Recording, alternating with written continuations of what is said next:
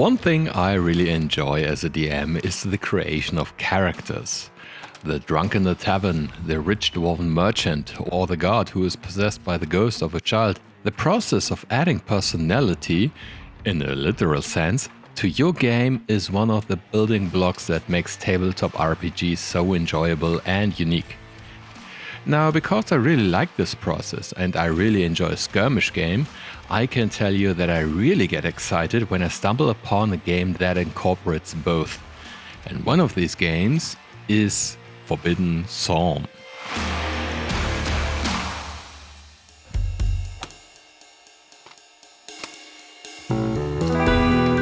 In Forbidden Psalm, your warband is more like an adventuring party, as it consists of only 5 members. So everyone in this group has the potential of being truly unique. You keep track of them with one of these warband sheets, which you can download for free on a website, which I link you down below. So how do we start? Well, the game recommends picking up 5 miniatures you want to use. As this game is miniature agnostic, you can choose whatever you like these Reaper miniatures or even the miniatures you use for your RPG game. In this video, however, we are going to skip this step for now, as I want to create my warband completely from scratch. I started with the fun stuff, the names. Forbidden Psalm gives you 2 D100 tables. One table for the name and the second one for the title. I let the dice decide, but you can of course simply choose the names. In the end, I have the sinister sounding Osechos the Duplicate, Nishet the Dirge, Wolfram the Blacken, but also Steve the Sometimes and Stephen the Saint. Yeah, Steve and Stephen, well, I guess this can happen if you let the dice decide. Now it was time to allocate the stats.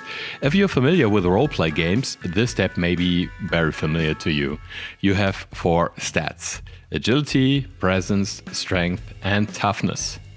Agility determines how fast the character can move, while the higher strengths give you more equipment slots. Presence is used for long-range combat and spells, while toughness determines how, well, tough your warband member is, as it determines its health. You have 2 stat lines you can choose. Just pick one line and distribute the appropriate stats. In the end, I rolled for the flaws and the feats. Each member gets one of both. First, I rolled the former, as it's possible to have a flaw that prevents your warband member from having a feat. With that out of the way, it is time to get to the real interesting part.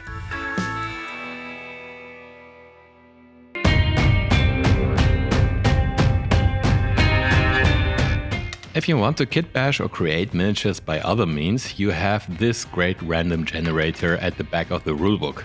Here you can roll for, and I quote, weird and wonderful warband members. So I took my dice and did just that. I rolled for the head characteristics, eyes, the face, clothes, and a unique feature. For Osechos' look, I got a cult hood with his eyes covered and a lip scar. He is also naked and has diseased skin. You could also roll for equipment, but I wanted to use the standard way of buying things. Here every warband gets 50 gold pieces in the beginning. Osechos is pretty strong and also very tough, therefore I figured he could use a shield and also a hand axe, which costs 5 gold in total.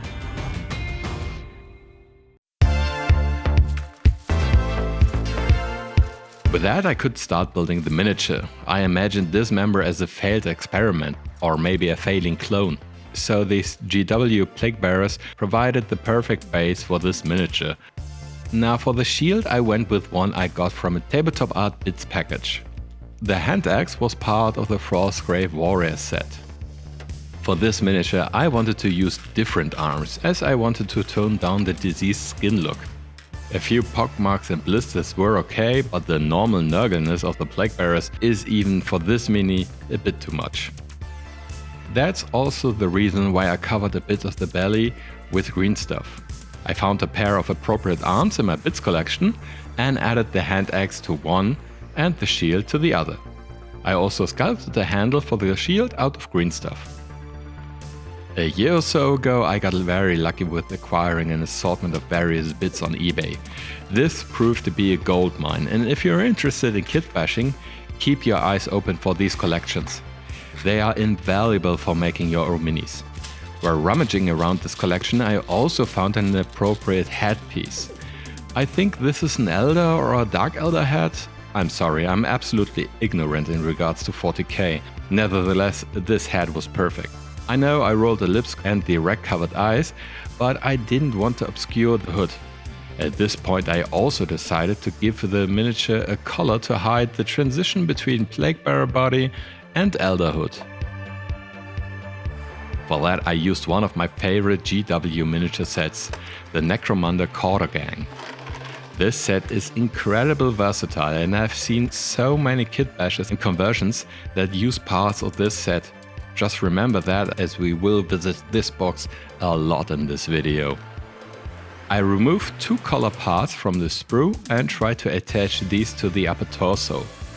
To make them fit, however, I needed to carve a pretty big chunk out of the body and the collar pieces. With these parts in place, I glued on the arms.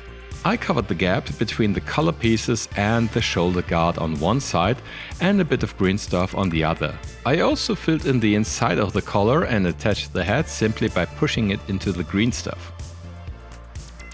And with the added base, this miniature was ready for paint.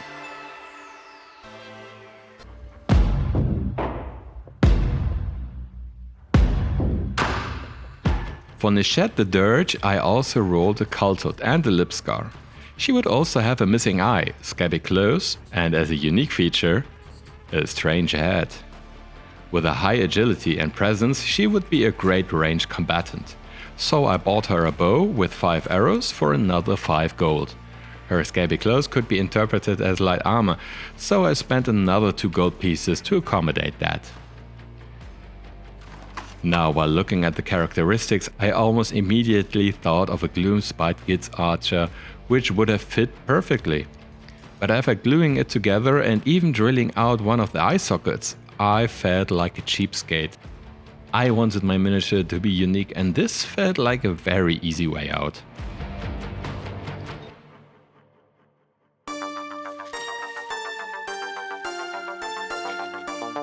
So I started over.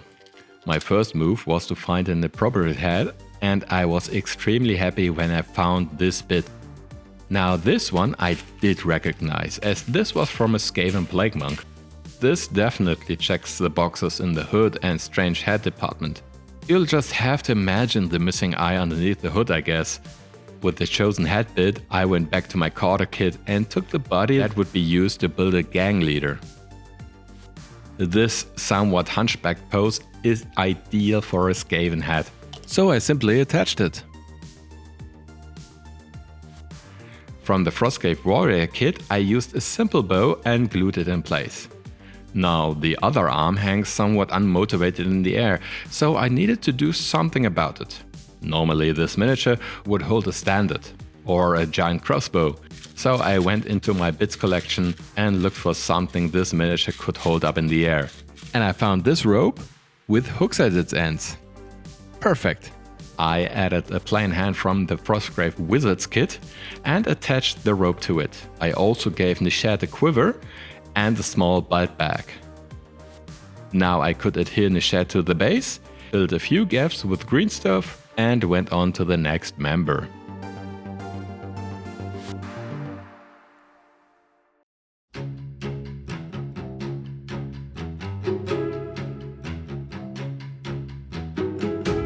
Well, let's talk about Steve. For him I rolled a bald head, scarred eyes and a nice clean shave. His unique feature is his blank expression. He also wears bones as clothes. Now this I immediately interpreted as medium armor, which reduced my money pool by a hefty sum of 10 gold pieces. I also equipped him with a rapier and a torch, which in total cost another 5 gold. Translating all this into a miniature gave me a bit of a headache.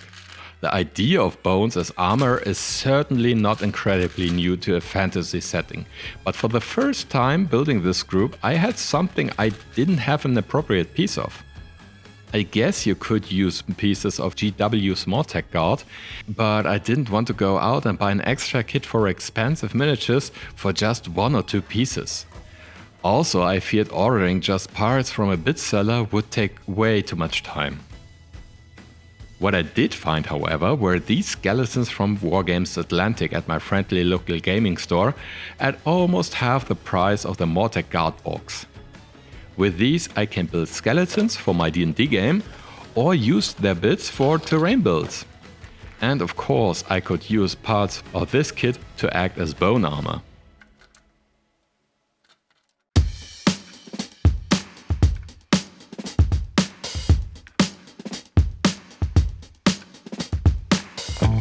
The basic framework for this miniature would again consist parts from the Carter set.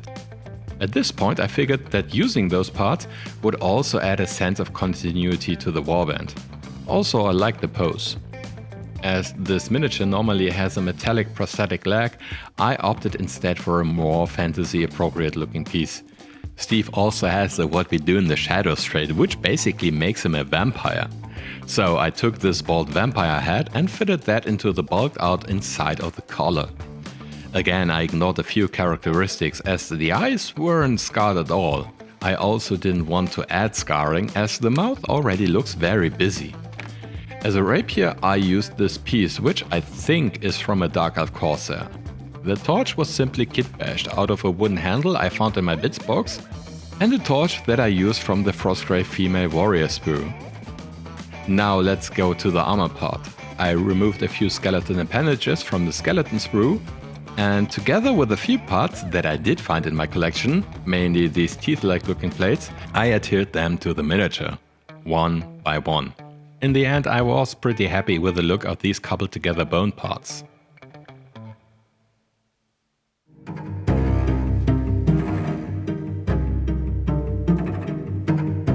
Rolling for Wolfram resulted almost in a pretty close character as Steve, which was at first a bit disappointing. Just as Steve, he is clean shaven and wears bones as armor. He also rolled the What We Do in the Shadows feat, which resulted in having a second vampire on the team. It didn't really help that I rolled short hair and glasses as further characteristics. What did help, however, was Wolfram's unique feature, his bloated stomach. But first things first, equipment. For Wolfram I bought a dagger and a rapier, which set me back another 5 gold pieces. On top of that I also gave him medium armor for 10 gold and a backpack for another gold piece.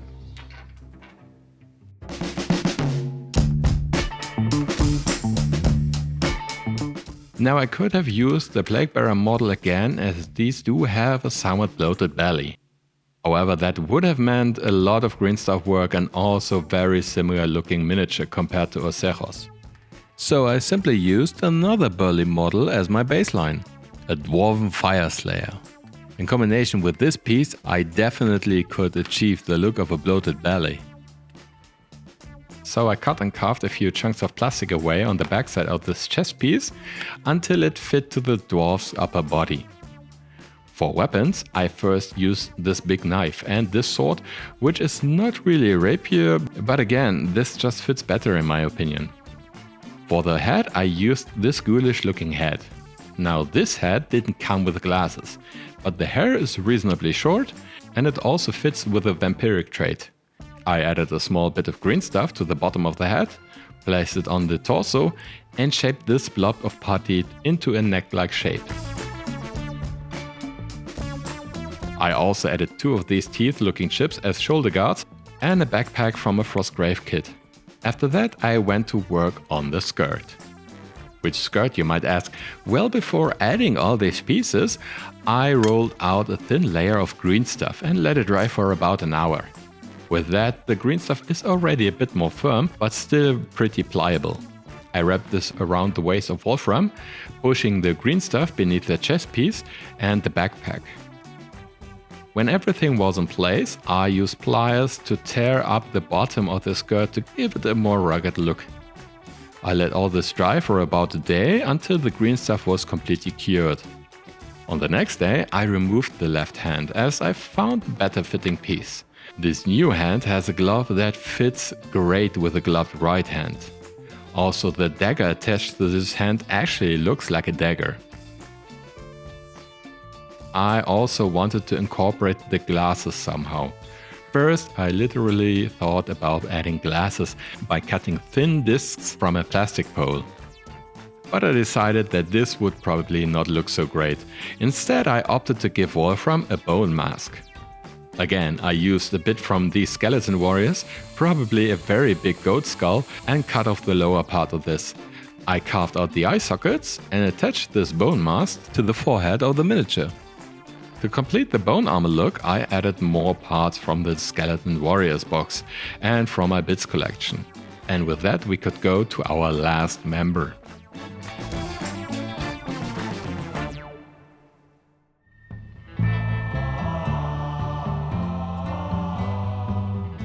The dice have spoken.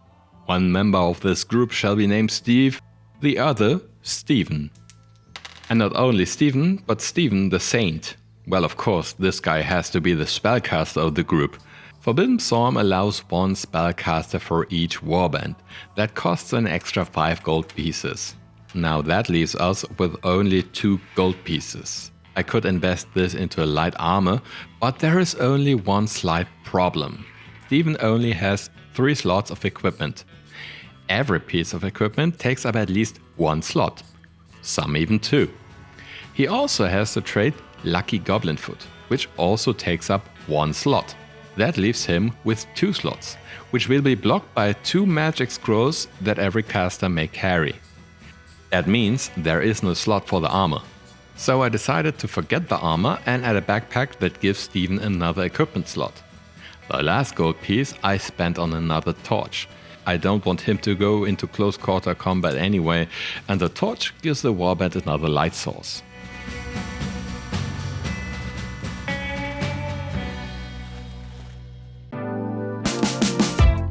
Stephen wears rags as clothes, which work perfectly with another Cordog body.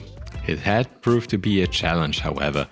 His eyes are rag covered, which, okay, I could fix with a bit of green stuff. Also, the lack of beard would be easy to accommodate, as most of the heads I have are clean shaven. But I also rolled for long hair and a mohawk as a unique feature. I took this head as a base. This does look like one of those trophy heads orcs usually wave around, but again, I'm not sure. To add the long-haired mohawk, I simply added this bit, which is probably a horse mane or something like that. I shortened it a bit so that the head would fit into the collar, which I again bulked out a bit with green stuff.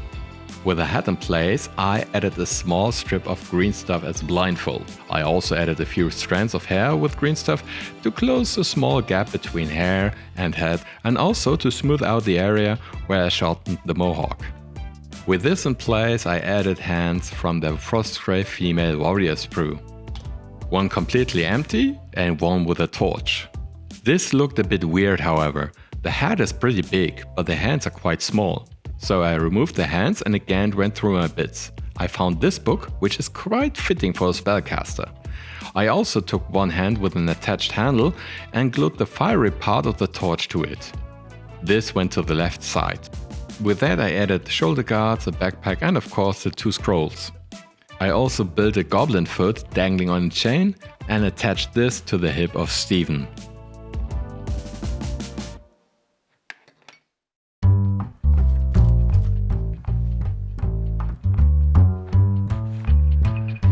Forbidden Psalm is based on the tabletop RPG Merkborg. And if you know Merkborg, you know that it features artwork with strong yellow or violet tones. So I started to prime all the models with dark violet from the Molotov One for All line. I also added a zenithal highlight with zinc yellow from the same paint line. After that I added a coat of titanium white ink directly from the top. With that done, I went in with mostly transparent paints, like Plaguebearer Flash contrast paint for the skin, which I wet blended here and there with magenta ink from Liquitex. The leather parts were painted with Vallejo's Skin Wash, while wood parts were painted with Snakebite leather contrast paint. I used Wild Beast Sin from the Instant Colors range to shade the bones, the arrows and the paper parts. The flames were painted with Ayenton yellow contrast paints. Subsequently, I mixed a bit of deep violet ink with silver from Vallejo's metal color line and painted all the metal parts with that mixture. Now with all the basic tones in place, I gave the models a complete oil wash with a dark blue. I mixed it myself with a bit of white spirit. Now this one is mainly for my viewers in Germany. If you're looking for white spirit and only find the extremely expensive stuff, you may want to try this thinner, which you will find at your local hardware store. It works exactly like white spirit, is odorless, and is way cheaper than what you find in artist supply shops. Most importantly, it does not attack your previously applied acrylic paints. After applying this wash, I waited for half an hour and removed the excess with sponges and cotton swabs. After that, I started to add some highlights to the pieces with oil paints. I used flesh tint for the skin, Naples yellow for the leather parts, and ivory for the bones. I simply applied the color with one brush and smoothed it out with another. That's the beauty of oil paints.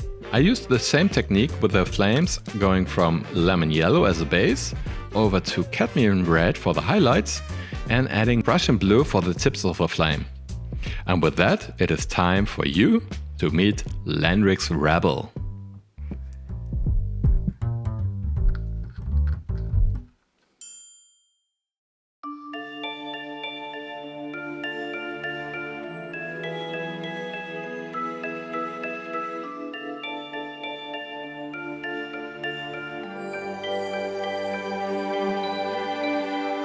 I am really looking forward to taking this band out for a spin, but for now, only solo. Forbidden Psalm can easily be played alone to learn the rules or simply if you don't have someone to play with. There are also versions of that game that let you play in the trenches of the First World War or in a dystopian cyberpunk future. All with a similar approach to customization and storytelling. Thank you for watching. And most importantly, thank you for your incredibly response to my last video. I've been blown away by the massive influx of people subscribing to the channel, leaving their incredible positive feedback on the comment section, and the support I received from a few super thanks. Yes, you heard right. Thanks to all of you, Lenric's Realm is now part of the YouTube Partner Program. Something I still cannot fathom, to be honest. I'll try to figure out what this all means and what my plans for the future of this channels are.